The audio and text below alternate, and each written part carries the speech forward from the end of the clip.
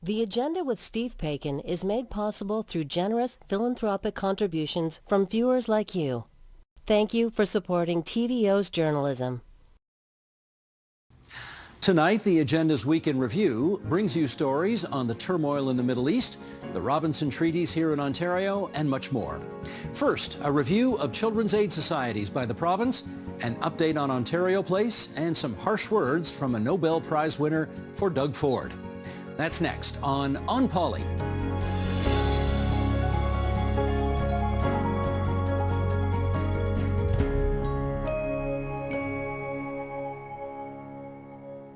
Hey, partner. Oh, sir. Always like to start the podcast by you giving me a little bit of sugar here, just sort of... A little more for good luck there. Yeah, connects us a little bit. Yeah, that's terrific. Happy Thanksgiving, incidentally. Yes, happy Thanksgiving. Got some plans? Nothing major. It was Sunday dinner with family, and but otherwise going to try and take it easy. Very nice, very nice. Yourself? My T-shirt is kind of giving away what I'm going to be doing this weekend.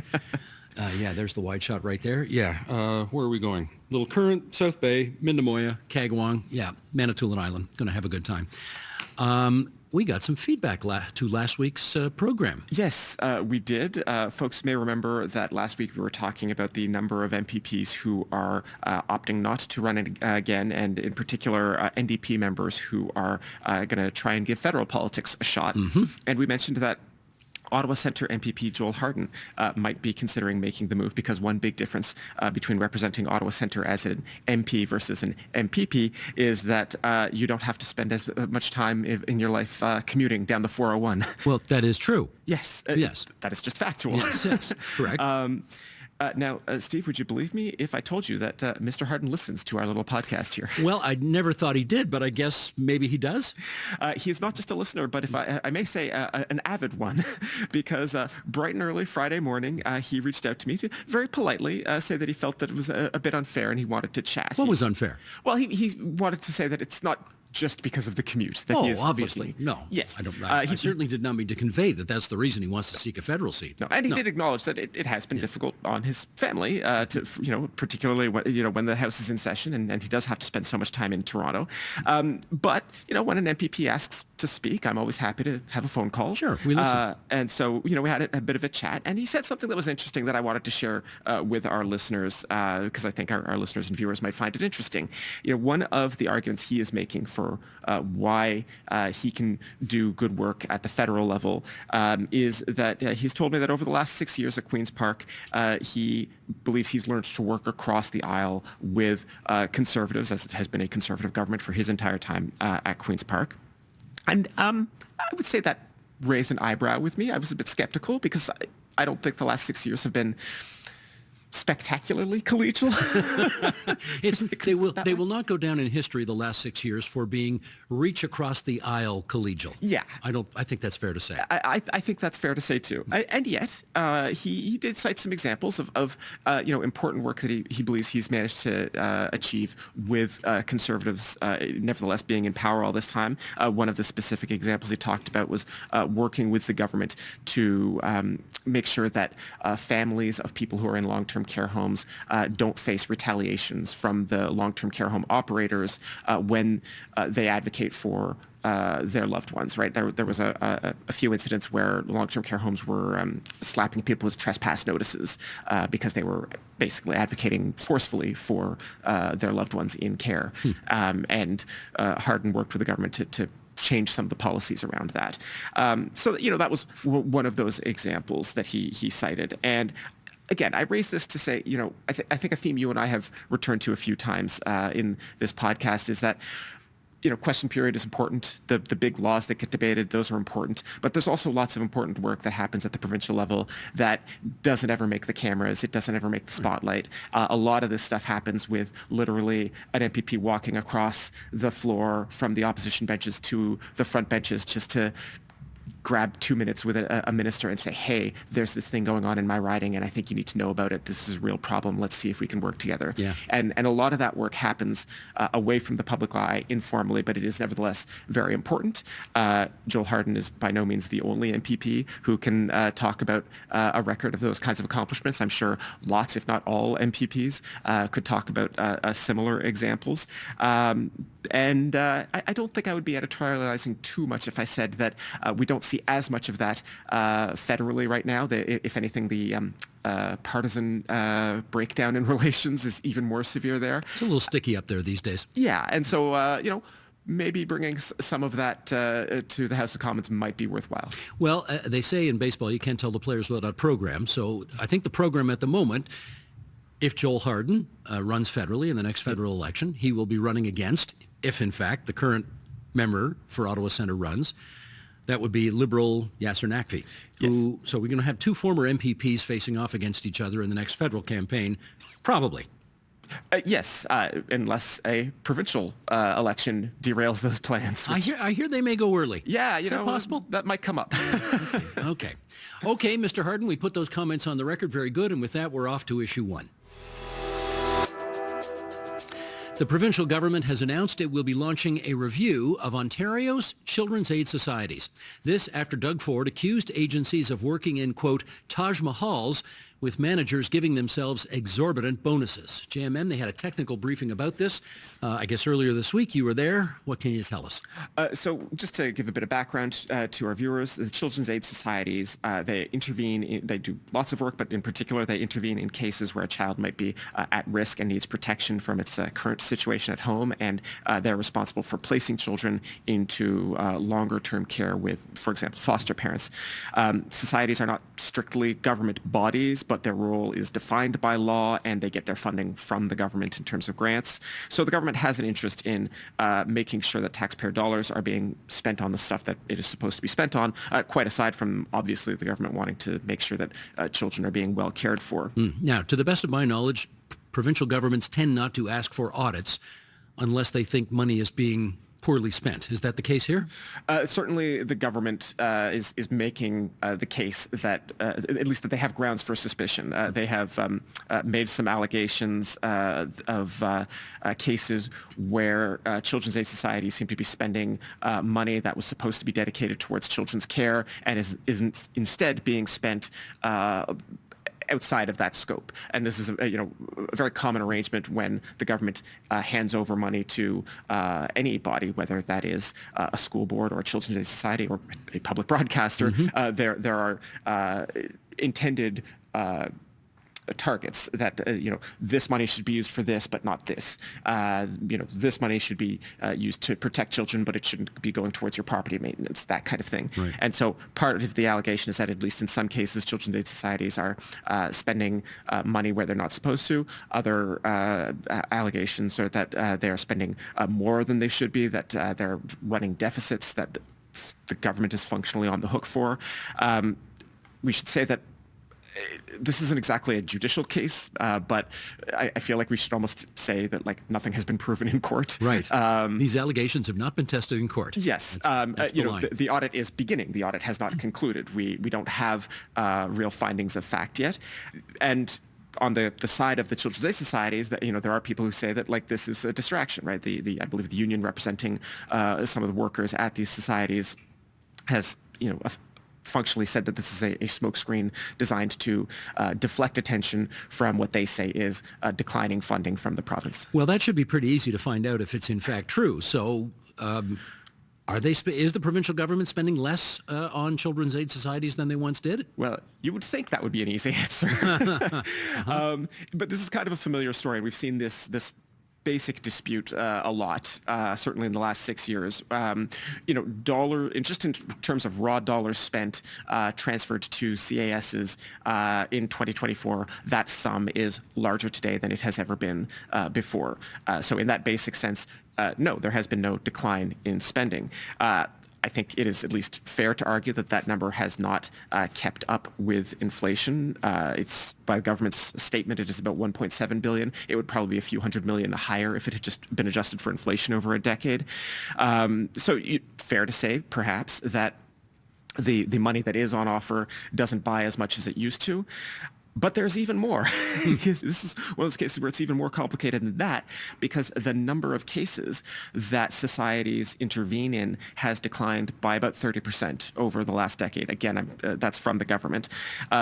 So even with inflation, there is an argument that the province is still spending more per actual child than it did a decade ago. You weren't kidding when you said follow the math on this is a hard one. Right. And just because there's more, it's never over. Yeah.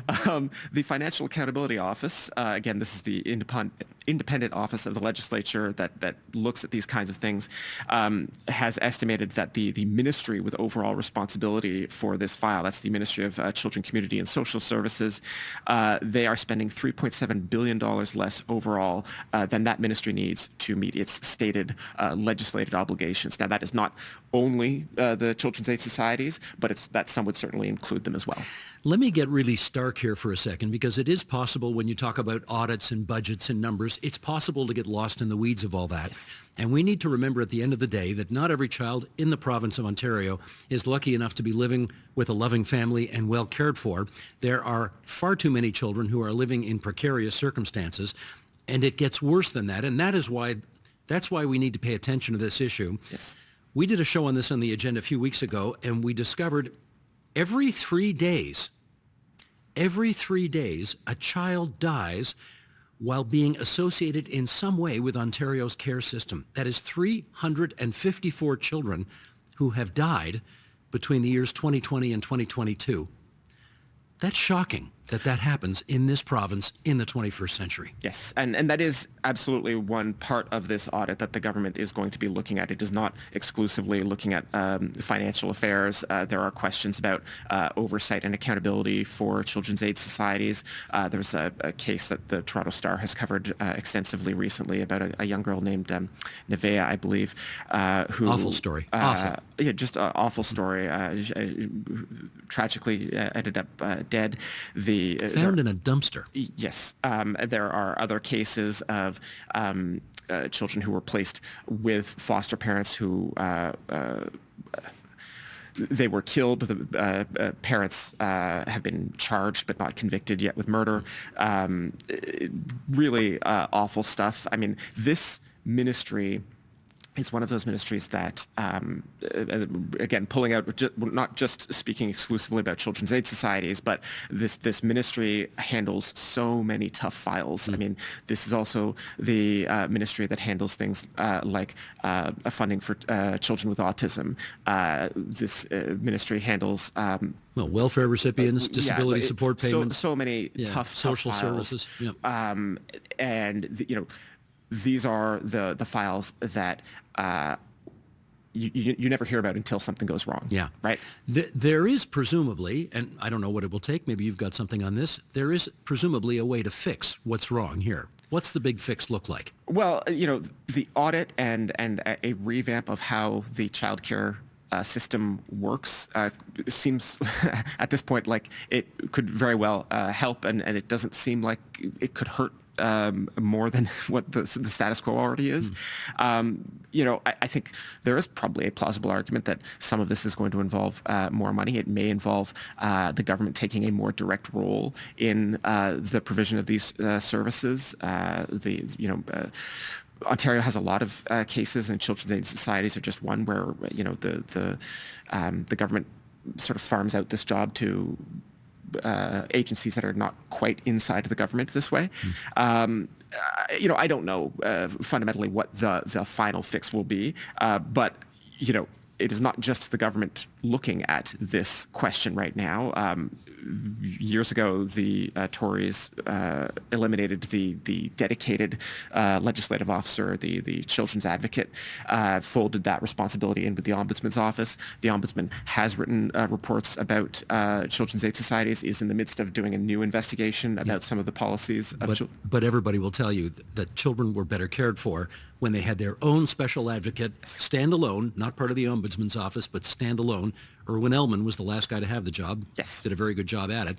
And anyway, that is not the case today. Yes. No. And I think, without meaning to disparage the Ombudsman, it's just a totally different thing when you go from having a single dedicated officer with a single mission to an officer who, however good his intentions, this is just one of many roles that he now has. But it doesn't end there. It never does end. The province is also currently in the midst of a class action lawsuit with Crown wards and other children who have been in care. There are any number of ways that we will see a lot more scrutiny put on this file over the coming months and perhaps years. There is an old expression that we judge societies by how well they treat their most vulnerable members. And I don't know if there are too many more vulnerable members than children who don't have parents, don't have a place to sleep, need help. So by that yardstick, we got some work to do here. Absolutely, yes. Yeah. Okay, and with that, we're off to issue 2.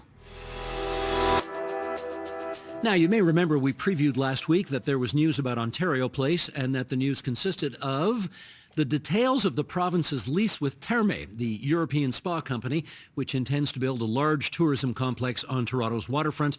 So, now that we know the details, you want to take us through them? Sure. So we knew that it was a very long-term lease. We knew that the lease term was about 95 years. What the government has released there last week is that some of the financial details that they expect over the term of the 95-year lease to collect about $2 billion in rent and maintenance. That doesn't cover all of the money that the public will receive from Therme, that the spa operator will also be responsible, for example, for paying property taxes to the City of Toronto. The Crown, the province will not be on the hook for that. In exchange, the government has committed to build a very substantial parking facility. The contract requires them to build at least 1,600 or perhaps 1,800 spaces. The government is going to build 2,500. So. Do they know if it's going to be an underground garage or, underwater garage yet or above the ground garage? Do they know yet? That has not been settled, according to the technical briefing that we were in last week. That's a different technical briefing.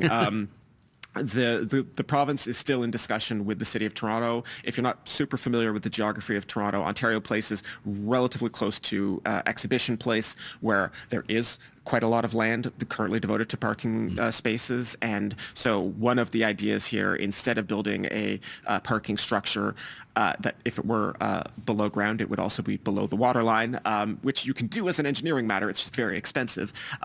Instead of doing that, they could work out an agreement with the City of Toronto to use some of the Exhibition Place for parking. What about parkland? So the Therme has been committed to create 16 acres of new publicly accessible parkland.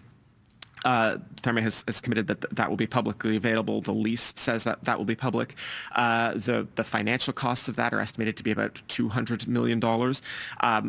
I can't help but note, and I noted this when I wrote about it for TVO.org, that is still substantially less than the hypothetical cost of that structured parking space we're talking about. Mm-hmm. I feel like maybe we should be more generous with parkland than parking spaces. You do you? Yeah, call me the Lorax. Now, what about, you've put all on the record so far, Yes. all the stuff that is fairly understood. Yes. The most controversial part of this we haven't got to yet, which is there are penalties in this agreement if the province fails to do some of the things it is contractually obligated to do. And this is where it could get plenty expensive for taxpayers. Right. So again, we mentioned the plausibility of an election in the next year, and the opposition parties have all said that they would do whatever they can to cancel this lease. They've opposed this plan for Ontario Place from the beginning. But what we're talking about here is breaking the lease for convenience, right? There's not, or at least there will not be an allegation that Therme has failed to keep up their end of the bargain. This is the province walking away from the table. The conditions in the lease for breaking the lease for convenience, they have to find Therme another site in Ontario for a similar spa, as well as they have to pay the cost of the construction of the new facility, and they have to pay financial penalties. And this is just one of those wrinkles that caught my eye, and I don't think it's unheard of in these kinds of contracts, but it nevertheless caught my eye. The province then has to demolish the spa and cannot reuse that facility as, certainly is forbidden from reusing it as any kind of entertainment venue or, No casinos. The government went out of their way to say that they are not planning any kind of casino at Ontario Place because they have faced allegations throughout this process that, to paraphrase what I hear on Twitter all the time is like, oh, well, Doug Ford just wants to put a casino at Ontario Place. The government says, no, Therme will be forbidden from doing a casino. Can I just understand that if the thing goes to hell in a handcart and the province has to provide another piece of land somewhere else for Therme to do its thing, There's nothing in the contract saying it would be on Manitoulin Island, is there? I just want to get that on the record right now. Because I don't think that would work. For whatever reason, I don't think that would work. I mean, negotiating with the Indigenous people on Manitoulin would be complicated to start with. I think you have a point there. You have a point there. Isn't there another provision in this thing that if they don't get the parking spots up by a certain date, the province has to pay $5 a parking spot per date? Yes. Ad infinitum? Yes. This could get expensive. Yes. There's a whole bunch of obligations on the part of the government. Therme has a lot more freedom in this lease. While Ontario has to, once the spa is in operation, Ontario has to give 10 years notice. Once the spa has been in operation for 10 years, they need to give Therme 5 years notice. And meanwhile, Therme has a lot more ability to basically, they would have to pay, I believe, a few years worth of rent, but it's not like they have to build a new spa somewhere if they want to walk away from the process. So yeah, a bit of a one-sided lease. And I think the argument here, certainly I think that we will hear from opposition parties, is that, all of these conditions that we're talking about really tie the hand of future governments, right? That's the idea, though. Yeah, and it is. It will make it potentially very, very costly for any future government, regardless of election results, to walk away from this facility. We know that Marit Stiles and Bonnie Crombie and Mike Schreiner have all said that they oppose this, that they would like to find some way out of it. The potential price tag for getting rid of this is certainly tens, if not hundreds of millions of dollars. And I repeat, that's the point. This is a legacy project for Doug Ford, and he does very much want to tie the hands of future governments if they have any ideas about canceling this thing, because, as we have heard him say, he wants this done. Yes. So there we go. And with that, we're off to issue 3. The province of Ontario has a new Nobel laureate in physics. His name is Geoffrey Hinton. He is the so-called godfather of artificial intelligence. He had a virtual news conference this week, and he surprised everyone with one particular answer to one reporter's question. Let's have a listen. How would you use a neural network right now to improve Toronto as a city? I'm not quite sure how a neural network could get rid of Doug Ford. Now, that was not necessarily the answer anybody was expecting to hear. No. But, when you win a Nobel Prize, I guess you can say pretty much whatever you want to say. And that wasn't the only thing he had to say about the Ontario government. No. Earlier this week, in an interview with CBC, he was asked about provincial affairs, and Hinton told the CBC that Ontarians shouldn't, quote, elect someone who's going to destroy the science centre. And meaning what? Well, this is where the two issues come together. I mean, so Hinton, very clearly a scientist and academic, believes passionately that young people should follow their curiosity, and believes in the power of education. As so do we at TVO. Do we? Yes. And really believed that the science centre stood for those things, for education, for teaching children to be passionate about science and learning. In June, Hinton was one of many people who pledged money to help fix the roof of the building of the Science Centre.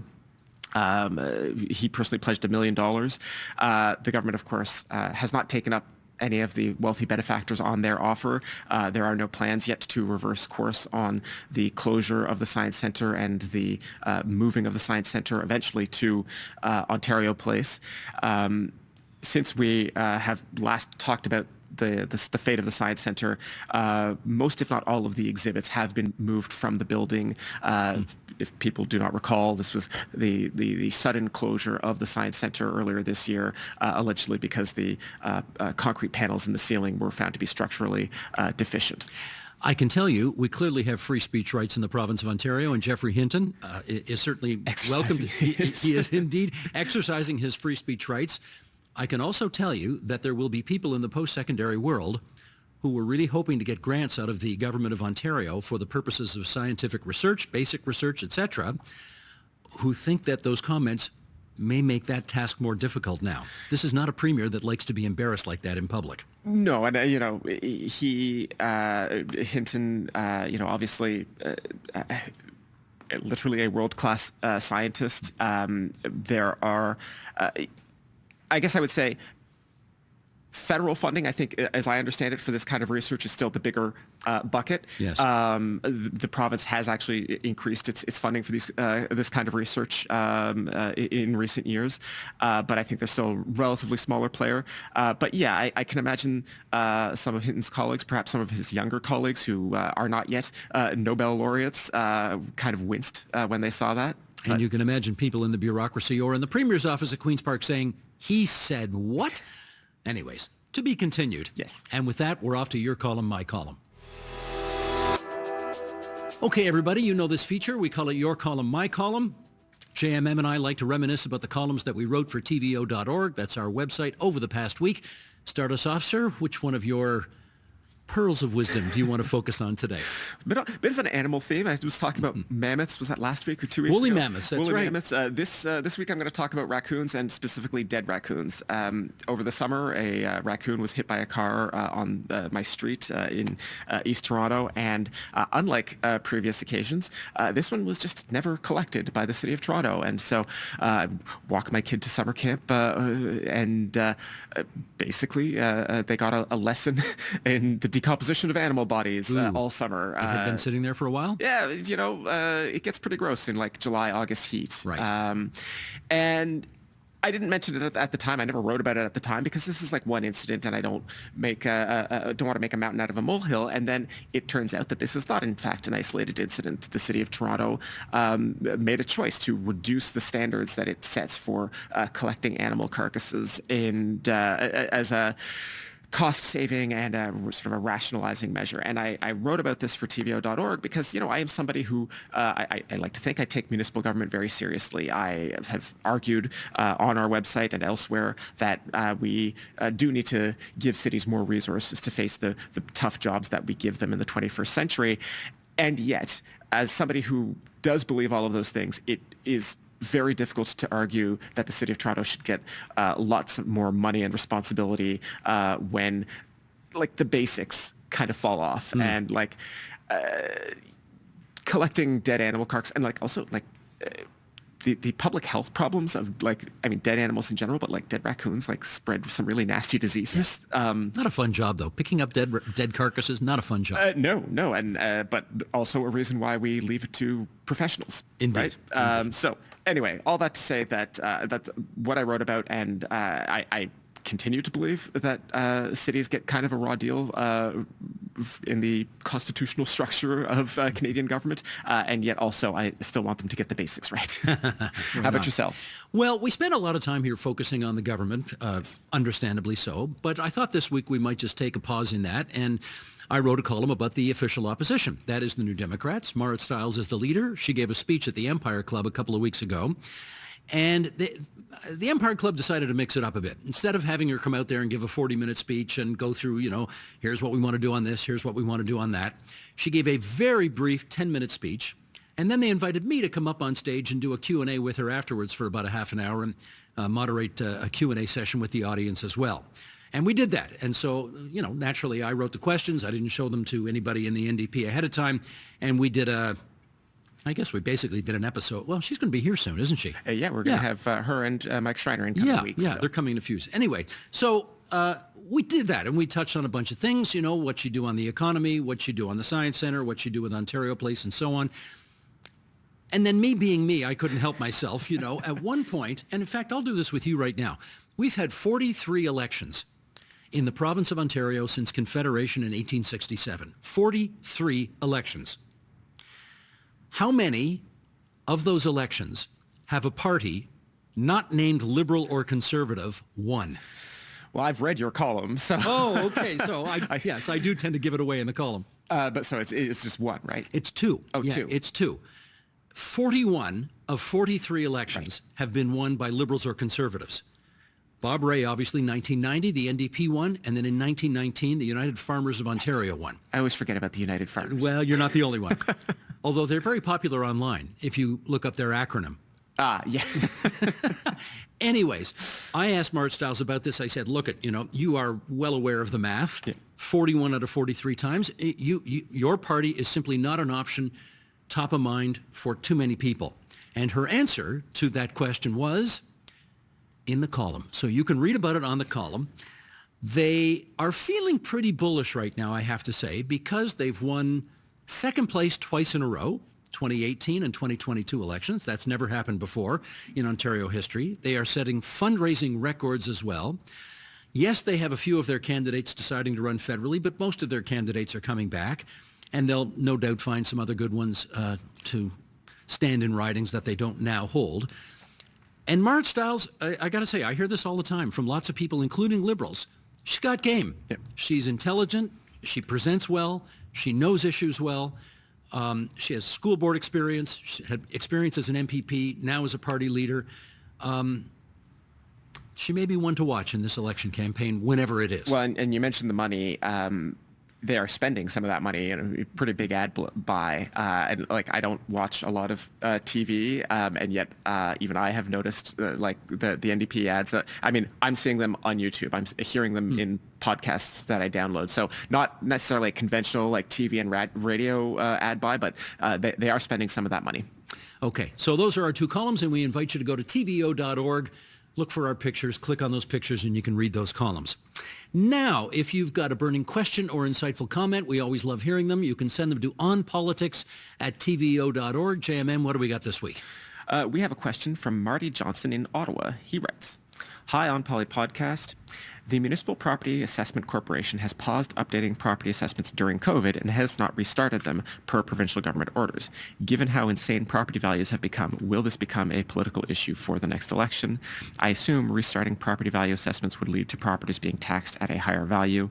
Love the show. Marty Johnson in Ottawa." Well, okay, Marty, you've actually put your finger on why the pause is in place and why this is always, like market value reassessment on property taxes is always an issue that is fraught with peril. Yeah. Other governments in the past have always wanted to have the value of properties better reflected in the assessments that MPAC charges. But it's a political loser. Every time you visit this, it's a political loser. I don't think that there's any date to restart the assessment process so that they can update the value of the property tax base. So where are we on this?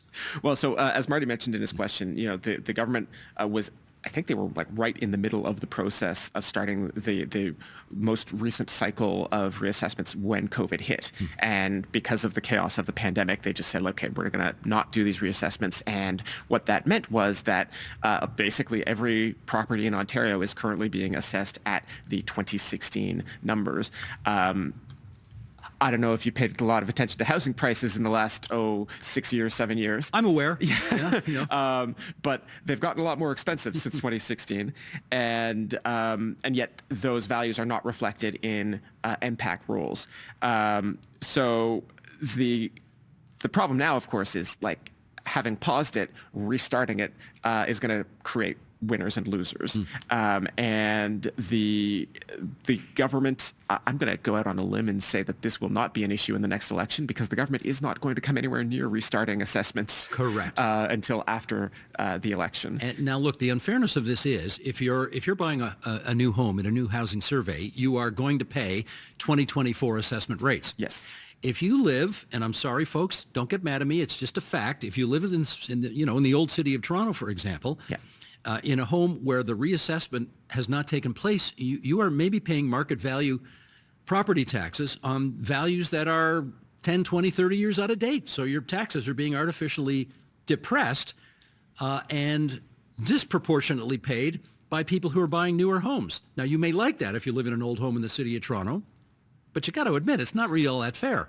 Yeah, and like municipalities are sort of, well, they're caught in a few different ways because, of course, they actually don't control MPAC. And I mean, when I used to cover Toronto City Council, I mean, the MPAC reassessment cycle always created a nightmare for councillors because people would call up screaming like, what do you mean my house's value is going up? Is this going to affect my taxes? And there's some wrinkles in the way the assessment system works, and that just because your MPAC assessment goes up, you don't necessarily get a higher tax hit. It's Depends on the mill rate that the city charges. Yes, it's complicated and kind of out of scope of this question. But now they're in a situation where they're I'm not even sure that they necessarily want the process to restart, but they want to know what is happening, right? And we heard this at AMO when we were there in the summer with, counselors saying, like, pick a lane, but you got to tell us what is happening next.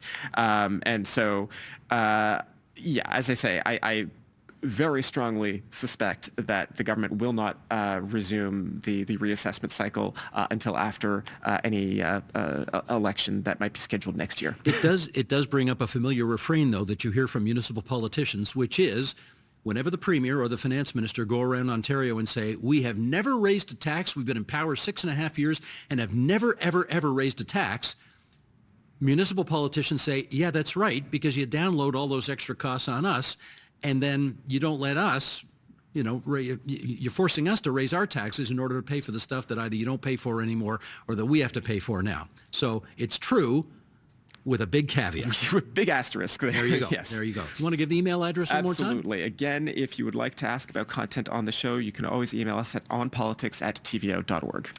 And that is the On Poly podcast for this October 11th, 2024. You can follow our show on Apple Podcasts so you get notified each time a new episode is available. And you can see the video version of the podcast on the TVO Today YouTube channel. So until next Friday, everybody, bye-bye. Bye-bye, everyone.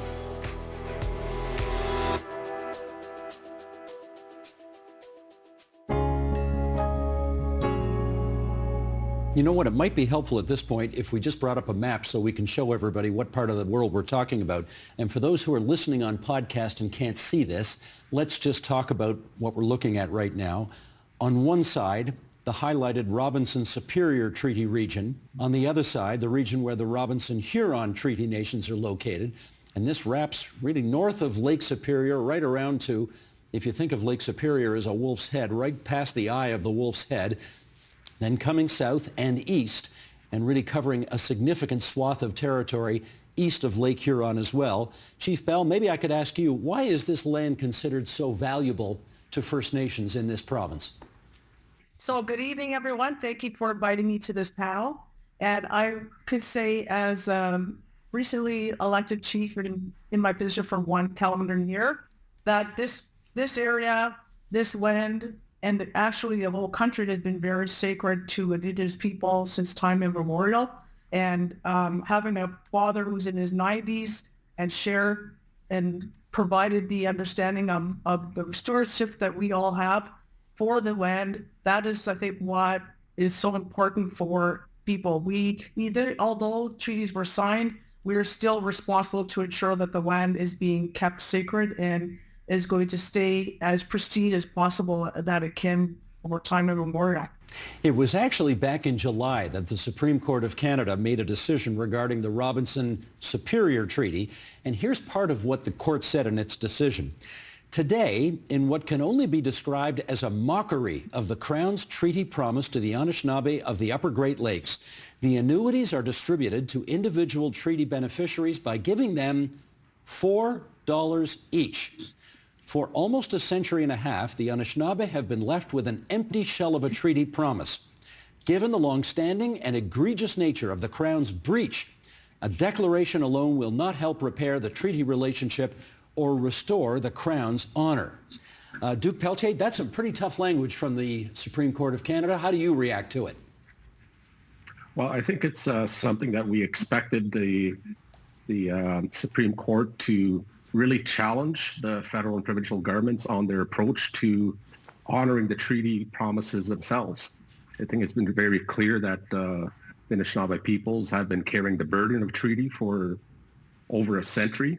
And it's just now that the courts, that we've had to use these colonial systems to actually convince and compel the crowns to get back to the table and treat the treaty responsibilities with honor and respect. Harley, I'd like to get your reaction too. When you read that from the Supreme Court of Canada, how did you react? Well, it was a recognition that was long overdue. It was a recognition that I was glad to see because my hope is it'll spur on some real action by the Crowns to make good on the promise. David, it does not seem to have done so yet. In fact, the government of Ontario appealed the first two stages of the trial and then filed an appeal to the Supreme Court of Canada a couple of years ago. Did you expect them to do that every step of the way? It's important to note that Canada didn't appeal. Ontario did appeal. And it was unfortunate, really, that Ontario didn't take the occasion, at least even with the initial decision from the trial court, Justice Hennessy, to undertake good faith negotiations. But that's been a bit of the history of the Crown over the years, to be somewhat adversarial. We're hoping, as Mr. Schachter has indicated, that the Crown will change its tune now that the decision has been delivered by the highest court in the land, that the Crown needs to act more honorably, particularly with regard to these treaties, but with regard to treaties across the country. Let me get Duke on that as well. Outstanding claims. Yeah, Duke, let me get you. How disappointed are you that the Ontario government has basically appealed every step of the way? Well, I think the provincial government itself has clearly taken a legal approach. I think that we've heard a lot of great things from both levels of government coming out of the Truth and Reconciliation Commission, Royal Commission on Aboriginal Peoples reports. However, as noted, some of the action is a lot slower than we would like. But we do know that on a political perspective, I believe that some of the leaders there truly do want to do something, and have put forward an offer to truly sit down in a council fire. So we're hoping that the action is a little bit more meaningful and a little bit more quicker. We want to remind everybody here of what Rogers did not too long ago to become the undisputed kings of the Toronto sports scene. Here we go. They spent $4.7 billion to buy out Bell's 37.5% stake in Maple Leaf Sports and Entertainment. They now own 75% of MLSE, and that, of course, means Leafs, Raptors, Toronto FC, Argonauts, Marlies, don't forget Scotiabank Arena, NBA TV, and they already own the Blue Jays and the Rogers Centre. So they own everything, basically. Okay, Alexandra, start us off. Tell us why this deal made sense for Rogers. Well, as you mentioned, since they already own the Blue Jays, they're now essentially consolidating their ownership position in all of the city's most valuable sports franchises. And so what that could mean is potentially in the future, they could spin those properties out through an IPO and then perhaps actually see the value of some of those sports teams reflected in their own stock price. Barbara, what would you add to that about why this makes sense for Rogers? Well, that was a pretty complete answer. I think that is why they went for it. They've owned the Toronto Blue Jays, though, for some 20 plus years. And I think that is really key. They never really feel that they got recognition for owning that sports franchise in their share price. And doing this deal will, as Alex said, consolidate those teams and sort of hopefully surface that value. So at the end of the day, it's about improving the share price of Rogers. Well, I think everything Rogers does, bottom line, is probably about improving their share price. I'm not saying that critically. I'm saying, but that's it's not a love of hockey or love of basketball or whatever. Well, I think they clearly showed that they had some interest in sports, in 2000, and it's a way of, they've just sort of struggled to get recognition for that. So you don't want to own something that is not being recognized. You want sort of the sum to be worth, at least the parts. Gotcha. Tim, how about you? Well, I mean, with this deal, they'll have a sports monopoly with Toronto, but then also it's important to keep in mind that the Toronto Blue Jays and the Toronto Raptors are Canada's only representation in those professional sport leagues. So the region is actually the entire country with those particular teams. I think one other thing is that there's been escalating broadcast deals, and I think they're assuming with this deal that it's going to continue to escalate in terms of, the financial sort of decision-making behind this deal. We do have to remember that. I mean, we sometimes get tunnel vision sitting here in the province of Ontario, that there are lots of Blue Jay fans in British Columbia. And when the Blue Jays are in Seattle, they descend on the place and they make Seattle a home game for the Toronto Blue Jays. So yeah, their region is not Toronto and environs. It's the whole country, isn't it? It's very true. I've been one of those fans that's actually seen a game in Seattle when Toronto is playing, and it's kind of amusing to see because Seattle will, if their pitcher's throwing to first base to hold a runner, the crowd starts booing, the Seattle team. So it's a bit of a home game for the Blue Jays. Very much so. Even when it's in a different country. That's really quite funny. Okay, other side of the coin. Obviously, Rogers had a willing partner in Bell, which needed to sell its 37.5% stake of MLSE. Why did Bell, do that? Yeah, so need is a strong word, but they certainly were incentivized to sell because, of course, Bell has a lot of debt they've borrowed in order to build out 5G, build out fiber in their copper territory. And so they have, a lot of debt on the balance sheet, and doing this allows them to pay down some of that debt in a time when, we have still elevated interest rates. And, the alternative, which is cutting the dividend, is simply not an option for Bell because they're so widely held as a dividend stock. Can I get you on that, Barbara? Was Bell ever really in danger of reducing the dividend in order to deal with its other financial issues?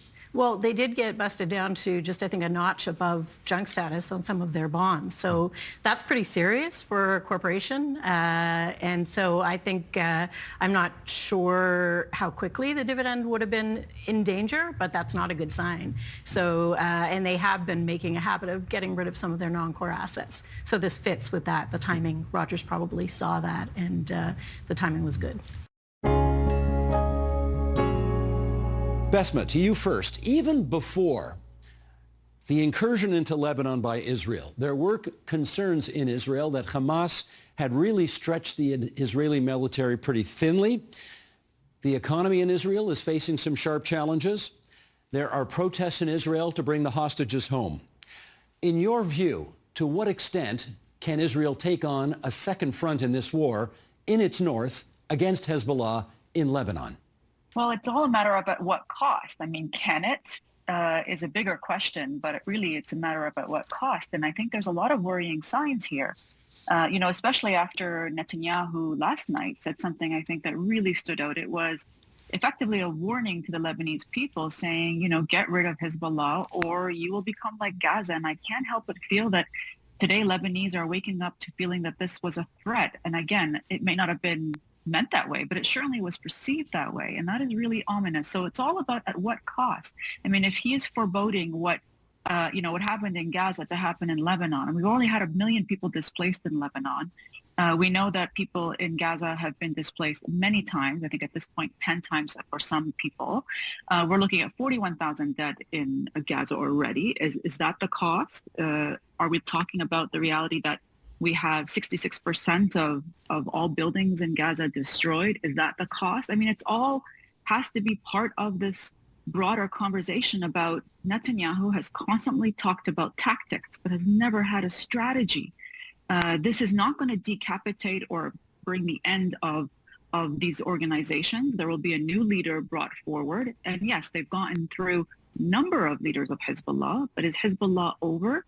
It's not over. It's a deep, deep organization. I don't think you can say by removing its leader, just like Hassan Nasrallah's previous predecessor who was removed and he came in force. It's just going to continue because there's a core element of this issue, which is they're there to fight the reality that Israel continues an occupation, both in Gaza and in the West Bank. And that is the broader issue at hand that unfortunately no political leaders are investing in, and Netanyahu has a personal political interest in this war continuing, which is the really sad reality. I gather you're referring to the fact that if the war ends, suddenly he's under charges on corruption, and therefore that process goes forward. Arif, how about you? How do you see this potential second front in a full-blown Middle Eastern war? Yeah, look, I think Besma's right. I think Israel is perfectly capable of having a two-front war. The question is the cost. And the question is, will this destroy Hamas and Hezbollah for good? And I think you don't destroy these types of organizations in the war, you actually destroy them in the peace. And what I mean by that is they will not come back. The ideology will fade if in peacetime there's actually a reconstruction and a real change on the ground. Well, that raises the question about whether there is a partner for peace at the moment. Well, I think it's very difficult. It's very difficult first because Prime Minister Netanyahu has not laid out his objectives. We know his sort of war-fighting objectives, but we don't know what is expected at the end. And I think that is the problem that Israelis will face, because once the war stops, and I think it will, and I think that there is a timeline for that. I've said previously, I think Prime Minister Netanyahu is trying to establish as many facts on the ground as possible before the November 5th election in the United States. Regardless of who wins, I think Prime Minister Netanyahu wants to have established as much as he can in terms of territory. So I think that's a timeline. We'll come back to that international angle in a second, the American angle on that, as it were. Let me ask the question from the other side of the coin to you, John, and that is, Hezbollah has for about a year been lobbing bombs into northern Israel. It's resulted in 50,000 or more Israelis having to flee from their homes because their government can't ensure their security. What exactly do we expect Israel to do under those circumstances? Well, it's a good question. I agree with both Besma and Arif that there's a problem of tactics versus strategy. On the other hand, Israel has to defend its people. The question is, how do they go about doing it? Yes, they had to respond to October 7th. The Americans told them to do it one way. Don't repeat what we did in Iraq and Afghanistan. Targeted, don't alienate the people. This is the Youth Crime Severity Index in Ontario from 2003 to 2023, based on the Uniform Crime Reporting Survey. The Crime Severity Index is a tool that takes into account the amount of crime that's happening and the severity of it. Here, in terms of youth crime in Ontario, we can see a steady decrease in the early 2000s and 2010s, but there, just at 2021, you can see a spike.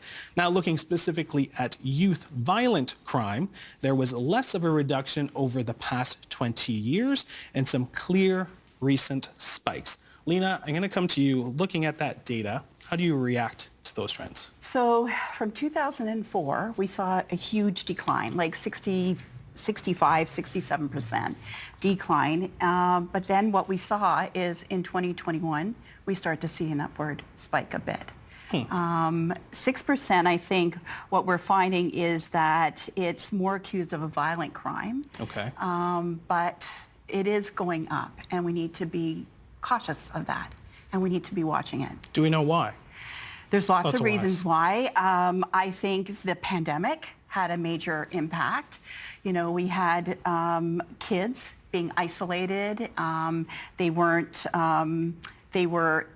Kids we're social beings. And so here they are isolated, they're not going to school in person, and their social world is at home. That's all they're doing. And so I think what we've seen is parents reported that up to almost 80% of parents reporting that their kids' behavior was getting worse, especially those kids who already were experiencing issues. And about almost 60% of those parents whose kids were not, they were seeing some major issues with their behavior.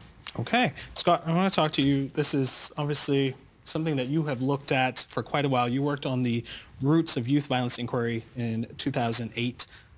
Has anything changed since? Is this data concerning? Is this something that, it is different from what you were looking at earlier? Yeah, I think the data differs significantly from public perception. When you talk to people and when you poll the Canadian population, there tends to be this feeling that crime is out of control, that it is always increasing, when in fact, as we've seen, the long-term trends are downward with spikes of violence here or there. And any violence is of concern. Any violence needs to be dealt with and is tragic. But I think that we've first of all got to address the fact that in the long term, things are actually going down. Okay. With these moral panics that are often driven by very high-profile, sensationalistic cases that create public concern. That being said, there are some disturbing trends that I think we have to monitor if we're not going to become more like the United States. We have increasing economic inequality that is often divided by racial lines.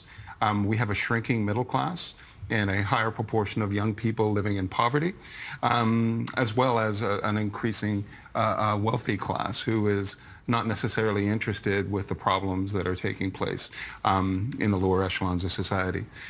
What we're finding is that this is creating a sense of alienation and disillusionment among young people, that they don't feel a great deal of hope about the future and are kind of removing themselves from the mainstream and taking place in subcultures that can be conducive to illegal activity, including violence. And I think that trend we have to watch. Particularly profound is the disillusionment that we experience when we interview young people about their future. Right. Many of them feel that they're not going to be engaged in the mainstream economy. And interesting about youth, what we're finding is that overall the young offenders, under 18, still, a steady decline. Where we're seeing a concentration is among young people 22 to 32 who have not been able to engage in the mainstream economy. It's almost like they leave the protection of high school. Right. They leave the protection of being youthful and become an adult, and they have nowhere to go. And they become increasingly frustrated and more willing to engage in the illegal economy. All right. Devon, I'll get you in on this. What, in terms of that recent spike that we have seen in that last chart there, what's causing that recent spike in youth violence? Yeah, I would say it's an issue that's been ongoing for some time. And one thing about violence is the fact that it's over time. It's an evolving phenomenon. So a lot of the issues that you see playing out in today's situation were in the process from some time.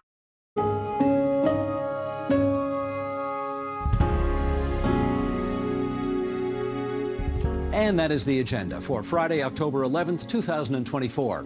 Thanksgiving Monday on the program, we'll take you on a trip through Ontario's dairy country. I'm Steve Paikin. Thanks for watching TVO, for joining us online at tvo.org. Have a great long weekend, everybody, and we'll see you back here on Thanksgiving Monday.